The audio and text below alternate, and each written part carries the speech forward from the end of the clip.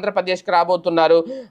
దీనికి సంబంధించి మే 2వ తేదీన రాజధాని అమరావతి పునర్నిర్మాణ పనులకు ప్రధాని మోడీ చేతుల మీదుగా శంకుస్థాపన జరగబోతోంది. దీనికి సంబంధించి కేబినెట్ కీలక నిర్ణయం తీసుకుంది. స్వయంగా చంద్రబాబు నాయుడు గారు ఈ ప్రకటన చేశారు.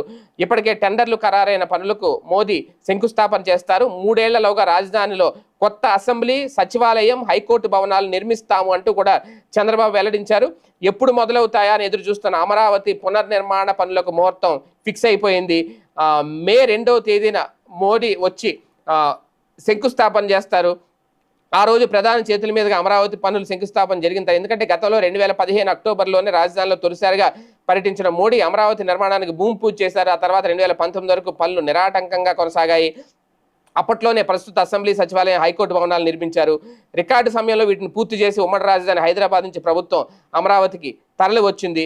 ఇప్పుడు మళ్ళీ దానికి ఎప్పుడైతే జగన్ వచ్చిన తర్వాత 2019 నుంచి